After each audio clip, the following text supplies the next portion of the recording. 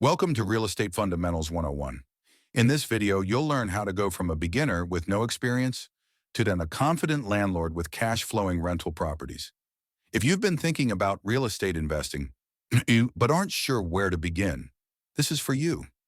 We'll walk through all the basics, why real estate is powerful, what kinds of properties you can invest in, how to run the numbers, and how to find, finance, and manage your first deal. Let's get started. Why real estate?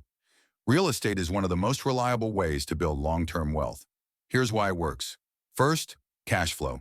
That's the money left over each month after expenses. It's steady and it's predictable. Second, appreciation. Over time, property values tend to rise. You build wealth just by holding on. Third, leverage. You can buy a property using mostly borrowed money, so your money works harder. Fourth, tax benefits. From depreciation to write-offs, real estate offers plenty of ways to reduce your tax bill. Fifth, equity paydown. Your tenants pay off your loan for you. Each month, your equity grows. And finally, inflation protection. As prices rise, so do rents and property values. That's why real estate is a core strategy for anyone looking to grow passive income. Let's talk about your options. There are several ways to invest in real estate, and they all have pros and cons. First, single-family homes. These are standalone houses. They're simple, easy to understand, and great for beginners. Next, small multifamily properties like duplexes or triplexes. These offer better cash flow and still qualify for residential loans. Then there's larger multifamily, which includes 5 units or more. This is commercial real estate, more complex but also more scalable. We also have short-term rentals. Think Airbnb. These can bring in high income, but they require more management and can be seasonal. If you want a hands-off approach, you might look at REITs, real estate investment trusts. You buy shares and the trust owns the property. It's real estate through the stock market. Pick the strategy that fits your budget, your goals, and your lifestyle. You don't need a fortune to get started in real estate. You just need to know your financing options. Let's go over a few.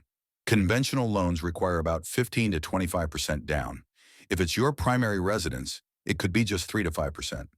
FHA loans require only 3.5% down. You must live in the property for at least 1 year. VA loans are for veterans, no money down required. You can also try house hacking. Buy a duplex, live in one unit, and rent the other. Your tenant helps pay the mortgage. There are also DSCR loans, which qualify you based on rental income, not your job income. Hard money loans are short-term and high interest, but good for flips or fast closings. Make sure your credit score is solid and get pre-approved before you shop. Let's talk numbers. Start with the 1% rule. The monthly rent should be about 1% of the purchase price. For example, if the house costs $200,000, you want at least $2,000 in monthly rent. Now let's calculate cash flow. Take your total income, like rent, laundry, or parking fees, then subtract your expenses, mortgage, taxes, insurance, maintenance, and so on. What's left is your monthly cash flow. Also look at the cap rate. That's your net income divided by the purchase price. It helps compare deals quickly. Finally, calculate ROI, return on investment. Take your annual cash flow and divide it by how much cash you put in. If the math doesn't work, walk away. Analyzing a deal means running the numbers before you buy. Use tools like Bigger Pockets, Deal Check, or a spreadsheet. Start by estimating rent. Look at similar listings in the area. Then list all your expenses, including repairs, vacancy, and management.